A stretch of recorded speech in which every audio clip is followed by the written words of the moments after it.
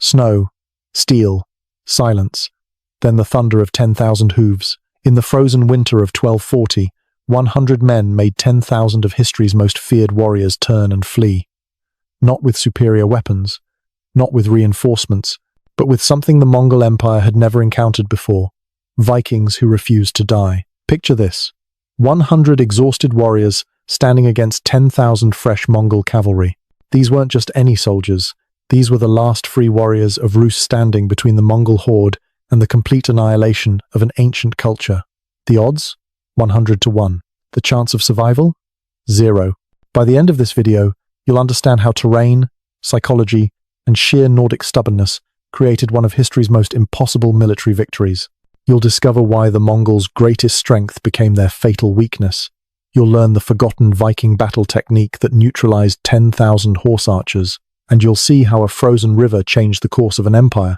But here's what makes this story truly extraordinary. The Mongols erased this battle from their records. Why would the most successful military force in history want to forget a single skirmish? What made these Vikings different from every other army the Mongols had crushed from China to Poland?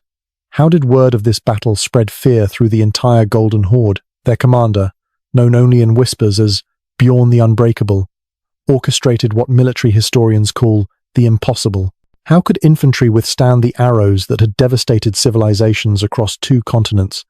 How could 100 men psychologically break thousands of veterans who had never known defeat? To understand how 100 men stopped an empire, we must first understand the terror that was sweeping across the known world. Because what happened in that nameless valley between frozen forests wasn't just a battle. It was the moment when mathematics bowed to mythology, when the unstoppable force of the Mongol Empire met something even more powerful: men who had already accepted death. If you're fascinated by the untold stories of history's most decisive battles, hit that like button and subscribe for more epic war content. Ring the notification bell to never miss these incredible tales of courage against impossible odds. Now, let me take you back to that frozen valley where empires collided. By 1240, the Mongol Empire had consumed civilizations like a plague. From the Pacific Ocean to the gates of Europe, no force had withstood their revolutionary warfare. Cities that had stood for 1,000 years fell in days. Armies that numbered in the hundreds of thousands simply ceased to exist. This wasn't conquest, this was apocalypse on horseback. Consider Kiev, the jewel of Ruses. Population before the Mongols, 50,000 souls. After 3 days of Mongol attention, fewer than 2,000 traumatized survivors. The Mongols didn't just defeat armies, they erased civilizations. Their strategy was brutally simple: surrender and live as slaves, or resist and watch everything you've ever known turn to ash and bone. The secret to Mongol dominance? Speed, range, and psychological warfare. Each warrior commanded 3 to 5 horses, allowing them to cover impossible distances without rest. Their composite bows could punch through armor at 350 yards farther than most enemies could even see clearly. But their greatest weapon was fear. They cultivated terror like a gardener tends roses. Pyramids of skulls marked their path. Refugees spread stories of unstoppable demons who drank blood and ate the hearts of brave men. But here's where it gets insane. In the northern forests of Rus, something survived that the Mongols hadn't calculated for the Varangians, the last echo of the Viking Age. These weren't the raiders of old who terrorized European coasts. These were their descendants, hardened by centuries of warfare, carrying the fighting traditions of men who believed death in battle was the highest honor.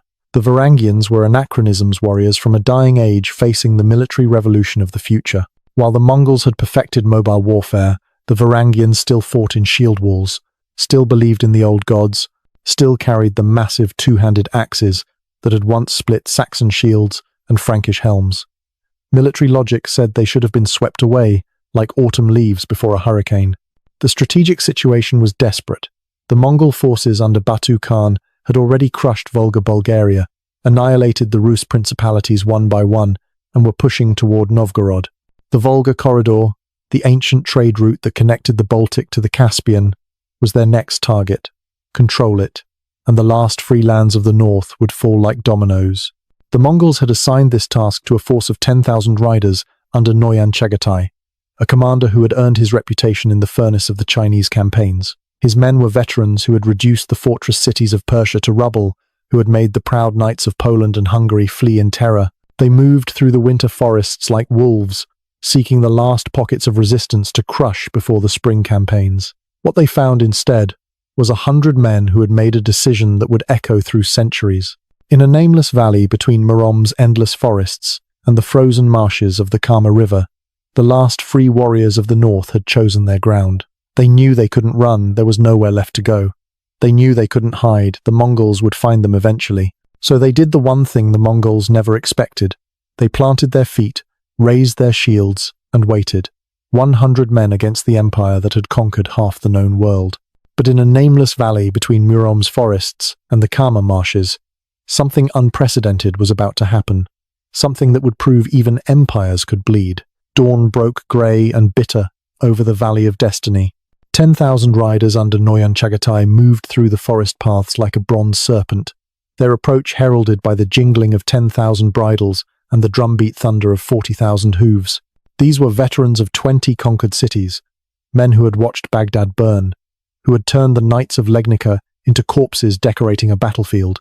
Each warrior was a master of the composite bow, that miraculous weapon of horn and sinew that could drive an arrow through chainmail at distances that seemed impossible to European minds. 160 pounds of draw weight, capable of loosing 8 arrows per minute with deadly accuracy. The Mongol order of battle was perfection itself. Light cavalry scouts ranged ahead like hunting hounds. Behind them, the main force moved in disciplined units of 10, 100, and 1,000. Each man carried 2 bows and 3 quivers of 40 arrows each. Silk armor worn under leather protected them from their enemies' weapons while weighing almost nothing. Most importantly, each warrior led 3 to 5 spare horses, ensuring fresh mounts for pursuit or flight. They were the ultimate military machine of the 13th century. Against this tide of military evolution stood 100 men who might have stepped from the sagas of old. The Varangian 100 weren't regular infantry. They were the elite guard tradition passed down from the men who had once protected Byzantine emperors and carved their names on the Hagia Sophia. Each man stood over 6 feet tall, in an age when the average height was 5.5 feet. Their mail hauberks weighed 50 pounds each, hand-forged rings riveted in the old style that had protected their fathers and grandfathers before them. But what truly set them apart were their weapons. Pattern-welded axes that had been passed down through generations, their steel folded and refolded until the blades held edges that could split a silk scarf dropped upon them. Round shields of northern oak, bound with iron and painted with symbols that hadn't been seen on battlefields for a century. And in the hands of their best warriors, the terrifying Dane axes 6 feet of ashwood, topped with crescents of steel that could cleave through horse and rider alike. What happened next would haunt Mongol nightmares for generations. The Varangians had chosen their ground with the cunning of men who knew they were going to die, but intended to make death expensive. The valley they selected was a geographical trap, barely 200 yards wide, bordered on both sides by dense forest that would break up any cavalry charge. Behind them, the frozen Kama River cut off retreat, but also prevented encirclement. In front, the ground sloped gently upward, forcing any attacker to charge uphill through a narrowing funnel. Their commander, Bjorn the Unbreakable, was a legend even among these legendary warriors. 60 winters had turned his beard white as fresh snow, but his arms still swung an axe that younger men could barely lift. He had fought at the Battle of the Kalka River 17 years before, one of the few survivors who had seen Mongol tactics firsthand and lived to learn from them. Now he positioned his 100 men with the precision of a master chess player, arranging his final gambit. The psychological warfare began before the first arrow flew. The Mongols announced their presence with their traditional terror tactics, drums that thundered like the heartbeat of a giant, war cries in a dozen languages from conquered nations, the ritualistic display of horsetail standards that had presided over the destruction of empires. It was theatre designed to break enemy morale before battle was even joined. Then something happened that nobody expected. The Varangians responded with nothing. Complete, absolute silence. 100 men standing like carved runestones, their breath misting in the frozen air, the only sign they lived at all. No war cries, no drum beats, no movement except the slow, steady rise and fall of their chests. It was unnerving in its simplicity. The Mongols had conquered half the world, and every enemy had met them with noise threats, prayers, desperate battle cries. But these Northmen stood in silence that seemed to swallow sound itself. As dawn broke on February 17th, 1240. Two military philosophies were about to collide. The supreme mobility of the steppes against the immovable resolve of the north. 6 in the morning. The grey dawn light revealed the full magnitude of what the 100 faced. Mongol scouts, moving through the morning mist like ghosts, reported the impossible back to Chagatai.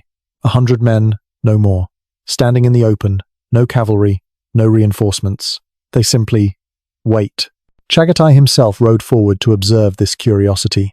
What he saw defied every principle of warfare he knew. The Varangians had formed a single line across the narrowest part of the valley, 50 yards of overlapping shields, creating a wooden wall decorated with fading paint and old battle scars. Behind the shields, axe blades caught the weak morning sun like a fence of steel teeth. The positioning was either brilliant or suicidal. In that confined space, the Mongol advantage in mobility died. Their ability to encircle and destroy was choked off by geography and geometry. But Chagatai had crushed shield walls before. The solution was simple arrow storm. He gave the command, and 5,000 composite bows bent as one. The sky darkened with the first volley. 5,000 shafts arcing through the morning air, each one capable of punching through armor, each one seeking northern flesh. This is where mythology might actually be underselling reality. The arrows fell like winter sleet, a rattling, hissing death that had broken the courage of armies from China to Poland. But the Varangian shields came up in practiced unison, overlapping like dragon scales, creating a wooden roof that swallowed the arrow storm. Shafts that found gaps between shields met mail armor that turned their points. A few men grunted as arrows found flesh in arms or legs, but the line held. Not a man fell. The second volley came within heartbeats of the first, then the third. For 10 minutes, arrows fell like deadly rain. The Varangian shields bristled with shafts like a porcupine's back. Still, the silent line held. Still, not a man broke formation. The psychological impact on the Mongols was immediate. Every other enemy had wavered under the arrow storm. Men always broke when death fell from the sky. But these Northmen simply endured, patient as stone. Here's where it gets worse. Chagatai ordered the feigned retreat, a classic Mongol tactic. 1,000 riders charged forward, loosing arrows at full gallop, then wheeled and fled, hoping to draw the Varangians into pursuit where they could be cut down in the open. "Come out and die with honor," they shouted in broken Rus. "Don't die cowering behind wood." The Varangians didn't move. Not one step. The discipline was inhuman. By 8 in the morning, frustration crept through the Mongol ranks like poison. These Northmen violated every rule. They wouldn't pursue, they wouldn't break, they wouldn't even speak. Mongol warriors began to mutter. Some spoke of northern magic, of men who had made pacts with frost demons. Others remembered half-heard stories of the Rus warriors who served the Byzantine emperor, men who chose death over dishonor and fought with the fury of cornered bears. The frozen river at the Varangians' backs began to play its role.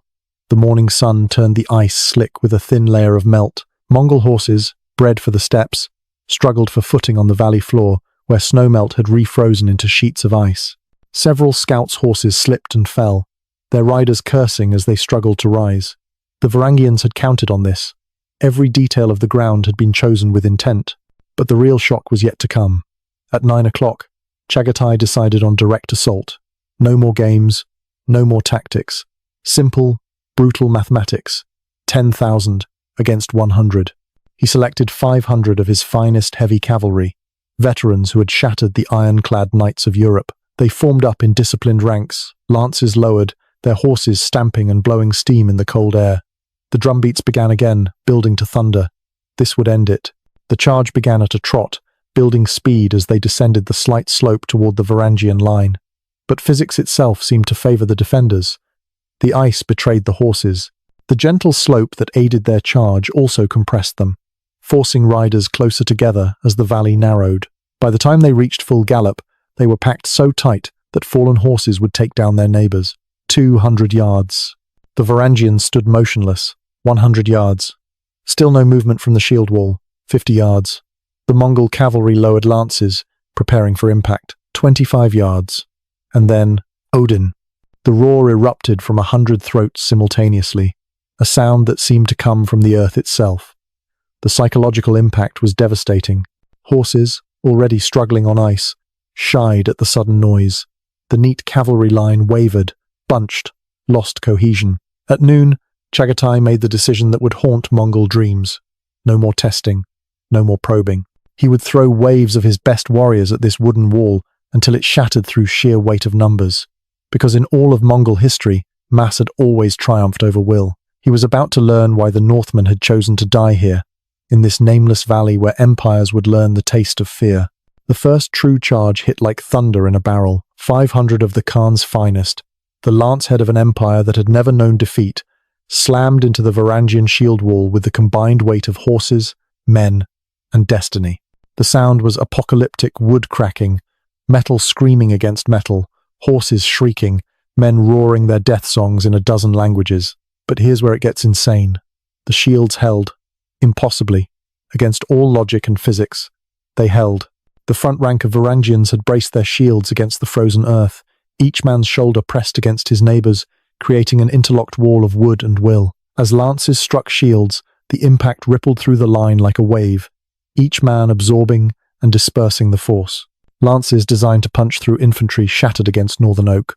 Horses, unable to stop on the ice, crashed into the wall and reared, exposing their riders to what came next. 100 axes rose and fell in perfect unison. The Varangian counterstrike was mechanical in its precision, beautiful in its brutality. Dane axes, swung by men who had trained since boyhood, carved through Mongol armor like it was parchment.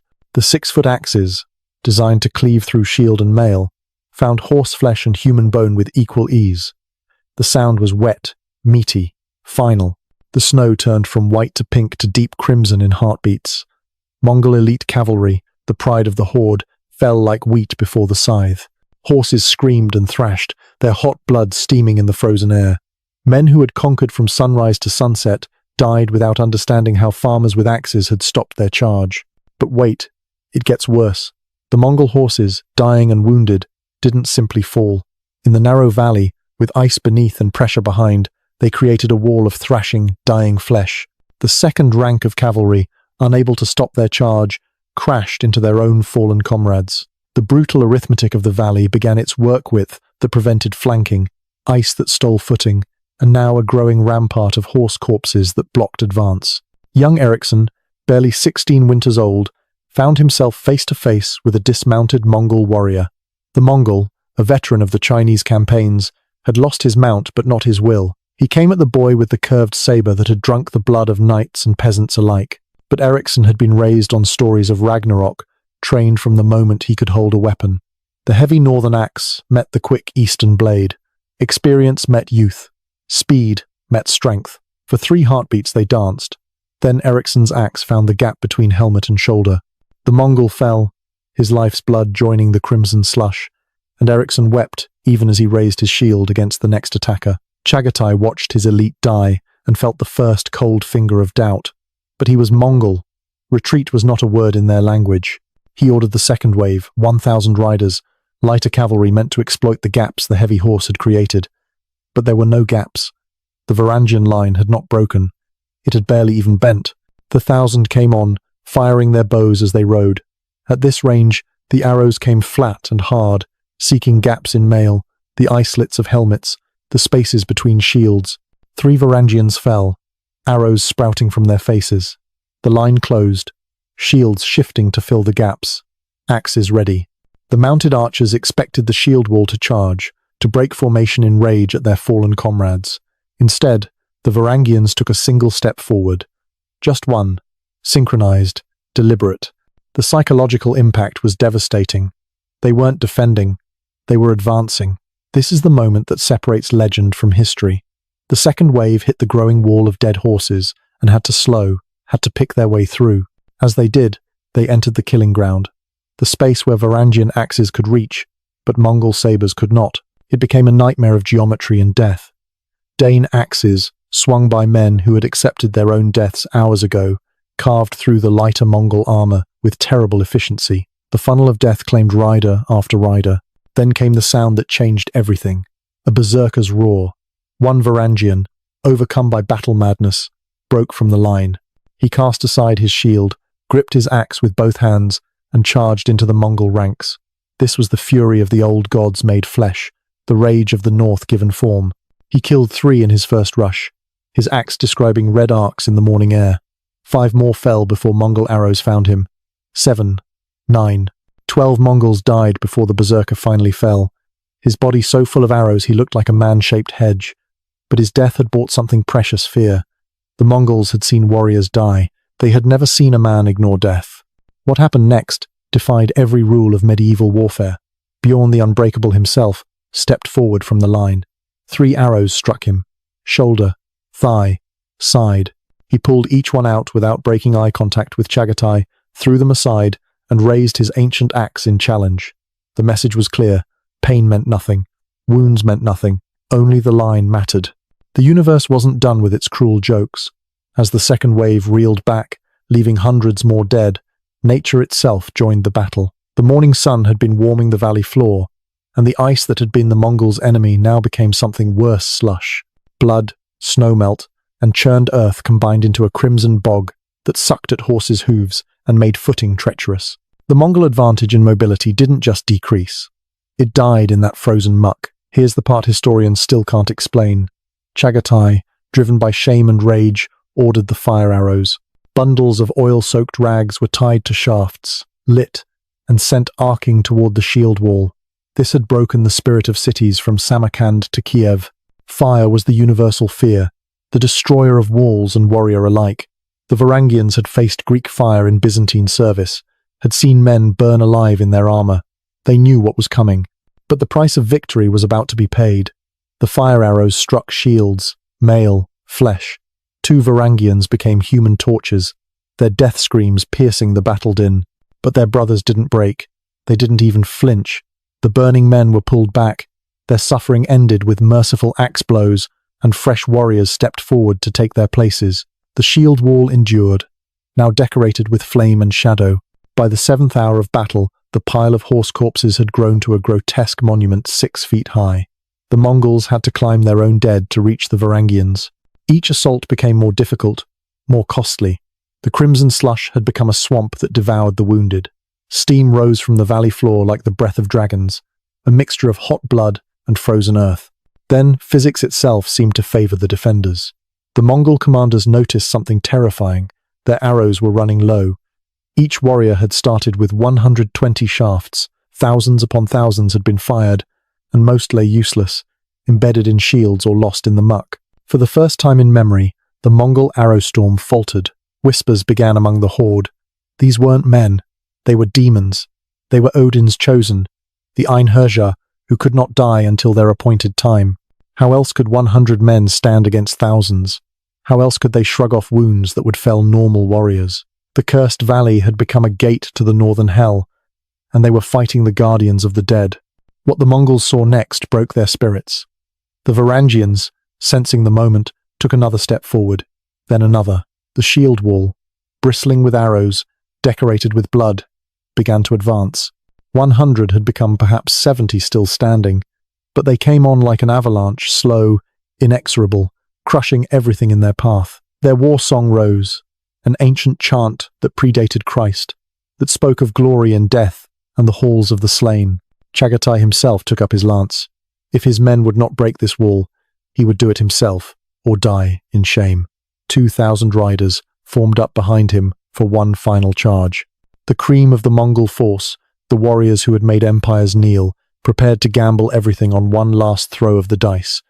Because in that moment, it had become about more than victory. It had become about the very idea of Mongol invincibility. What happened in Hour 7 still gives me chills. The final charge came not as a wave, but as a hammer blow.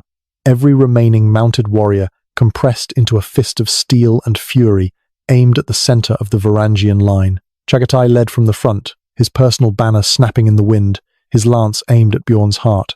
This would end it, one way or another. The impact shattered the morning. The Varangian center bent, buckled, almost broke. For the first time, Mongols broke through, their horses leaping the wall of corpses, their sabers finding northern flesh. The melee became general, all order lost in the press of bodies and clash of steel. This was no longer strategy. This was murder at arm's length, where skill mattered less than will and luck. And in that frozen moment, empires balanced on a knife's edge, because if the Varangians broke here, nothing would stop the Mongol tide from drowning the last free lands of the north. But if they held, if somehow these bloodied, exhausted, dying men held, then the world would learn that the Golden Horde could bleed. As the sun began to set, painting the valley in blood-red light, the impossible became inevitable. The Mongol charge, which had shattered armies and toppled kingdoms, shattered itself against northern iron and northern will. Chaghatay's lance found only empty air as Bjorn, despite his wounds, stepped aside and brought his grandfather's axe down in an arc that would echo through legend. The Mongol commander's horse screamed and fell. Chagatai rolled free, came to his feet with saber in hand, and faced the white-bearded giant who had orchestrated this impossible defense. For 10 heartbeats that lasted 10 years, the two commanders circled each other in the press of battle. East met north, future met past, mobility met immovability. Then they came together in a clash that Viking skalds and Mongol shamans would both whisper of in years to come. Chagatai was faster, younger, unwounded, but Bjorn had something more. He had already accepted his death and fought only to make it meaningful. When Chagatai's saber found his side, Bjorn trapped the blade with his body and brought his axe down one final time. Chagatai fell, his skull split like kindling, and with him fell the Mongol will to fight. For the first time in a generation, the Golden Horde ran. It began with the warriors nearest to Chagatai. Seeing their commander fall, watching the white-bearded demon still standing despite wounds that would have killed 3 men, they took involuntary steps backward. The backwards movement spread like ripples in a pond. Within moments, what had been a disciplined, if desperate, assault became a rout. 10,000 of the finest warriors in human history turned their backs on a battlefield, not from strategy, from fear. The Varangians, exhausted beyond human endurance, did not pursue. They couldn't. Of the 100 who had stood in the morning line, 31 lay dead among the corpses of their enemies. 68 still breathed, but barely half could stand without support. The snow around them was no longer white. It had become a crimson marsh, decorated with the detritus of empire. Bodies of men and horses created a new geography, a monument to impossible courage. Here's what your history teacher never told you. In 8 hours of continuous combat, 100 men had faced approximately 40 separate charges. They had withstood over 50,000 arrows, enough to darken the sky, enough to outfit an army. Conservative estimates placed Mongol casualties at over 800 dead, with hundreds more wounded. The cream of Chagatai's force lay twisted in the frozen muck, their worldview shattered along with their bodies. Bjorn the Unbreakable lived up to his name for another hour, long enough to see the Mongol banners disappear into the forest, long enough to speak the words that would echo through northern legend. Tell them, we held. Then the accumulated wounds, 7 arrows, 3 deep saber cuts, and countless smaller injuries finally claimed their due. He died standing, his hand still gripping the axe that had drunk so deeply of Mongol blood, his eyes fixed on the forest where his enemies had fled. The immediate tactical consequences were staggering. The Mongol force, demoralized and leaderless, abandoned their planned strike at Novgorod. What should have been a swift winter campaign became a shameful retreat. The detour around the Valley of Death added 3 weeks to their movement, 3 weeks that allowed the northern cities to prepare defenses, to gather courage from the impossible tale that spread like wildfire. But the Varangians paid victory's price in full. As darkness fell, the survivors faced the grim arithmetic of triumph. Young Eriksson, who had become a man in the crucible of battle, wept openly as he recognized friends among the dead. The wounded were tended with rough battlefield medicine arrows pushed through rather than pulled out, wounds packed with snow to numb the pain, mail cut away from swollen flesh. Those too badly hurt to survive the night were given the mercy stroke by their brothers, their eyes turned northward toward a home they would never see. The burning of the dead took 3 days. The Varangians would not leave their brothers for wolves and ravens. Despite exhaustion that went bone deep, despite wounds that wept blood and pus, they built pyres in the old way. Each dead warrior was laid out with his weapons, his mail cleaned of blood, his face composed in death's peace. The flames rose high enough to be seen for miles, a signal to any Mongol scouts that might linger. This ground was bought with northern blood and would be honored with northern rites. Some victories echo through centuries. This one thundered. Within days, every Rus survivor from Kiev to Novgorod knew the tale. 100 had stood against 10,000. The invincible Mongol horse had been stopped by farmers with axes. The impossible had been made real through courage and frozen ground. In taverns and halls, around fires and in huddled groups of refugees, the story grew. Some said Odin himself had stood with the Varangians. Others claimed the ghosts of ancient heroes had risen from their burial mounds to fight once more. But wait, it gets worse for the Mongols. Chaghatay's shameful defeat could not be hidden from Batu Khan. The loss of a full Tumen's worth of warriors to a mere 100 enemies was unprecedented, unthinkable. The psychological damage spread through the Mongol ranks like plague. If 100 desperate men could inflict such losses, what might 1,000 do? 10,000? For the first time since they had ridden from the steppes, doubt crept into Mongol hearts. The strategic impact was immediate. Mongol commanders, who had previously treated forest regions as minor obstacles, now saw them as potential death traps. Every narrow valley might hide another band of desperate men willing to trade their lives at terrible exchange rates. The mathematics of conquest, which had always favored the Mongols' mobility and numbers, suddenly included a new variable terrain where their advantages became liabilities. You think you know courage? Let me tell you about courage. It's standing in a shield wall when every instinct screams to run. It's pulling arrows from your own flesh to keep fighting. It's watching friends die and stepping forward to take their place. It's choosing where to make your stand, and making that stand mean something. The Varangian 100 had proven something that would ripple through history. Sometimes, the immovable object doesn't need to defeat the unstoppable force. It just needs to make moving too expensive to bear. As the smoke from the funeral pyres dissipated into the winter sky, it carried more than the souls of dead warriors. It carried a message that would haunt the dreams of every Mongol commander who heard it. In that valley, mathematics collided with mythology, and mythology won. The Golden Horde discovered that some gold doesn't melt, no matter how hot the flame. What followed defied every principle the Mongols had used to build their empire. Within months, the tactical lessons of the Nameless Valley spread through the surviving Rus populations like seeds on the wind. Deny them space. Deny them victory. Make every forest path a potential killing ground. Transform geography from backdrop to weapon. The Mongol hesitation in forest regions became pronounced.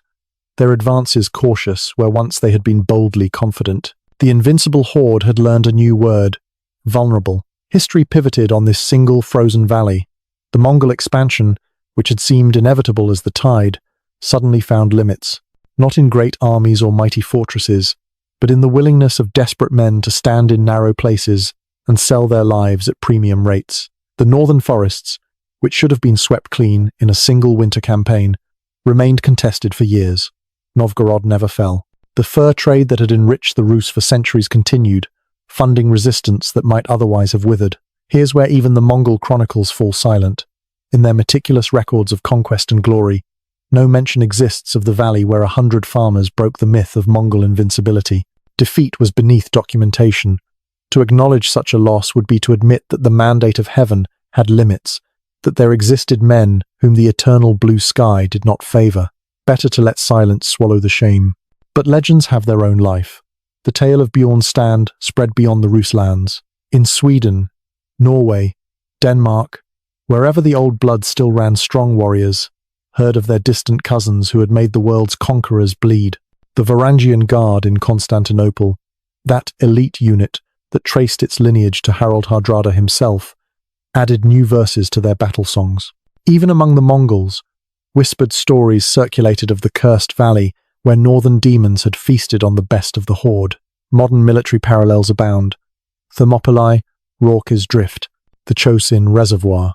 Again and again, history proves that terrain plus determination can multiply fighting power beyond mathematical logic. Today's special forces study these battles, understanding that a small force in the right position with the right mindset can achieve strategic effects far beyond their numbers. The Varangian 100 had written the textbook in blood and snow. This is why terrain matters more than numbers, why psychological dominance can evaporate in moments, why empires fear memory more than armies. Every empire builds its power on the myth of inevitability. But myths are fragile things, and sometimes all it takes is 100 men who refuse to read the script to shatter them entirely. When the spring thaw came, it revealed more than bodies. It revealed an empire's nightmare proof that the unstoppable could be stopped, that the unbeatable could be beaten. Archaeological evidence found centuries later confirmed the saga's truth. Mass graves filled with Mongol and Varangian dead, arrowheads by the thousands, preserved in the acidic soil, and at the center, a great fire pit where heroes had been given to the flames. The shield wall didn't just hold, it became legend. The age of Viking glory had ended not with a whimper, but with 100 axes drinking deeply of Empire's blood. In that valley, time moved backward to an age when individual courage could defy the arithmetic of power, when the last free breath of the North made an empire choke on its own ambitions. They came as conquerors. They left as storytellers of defeat,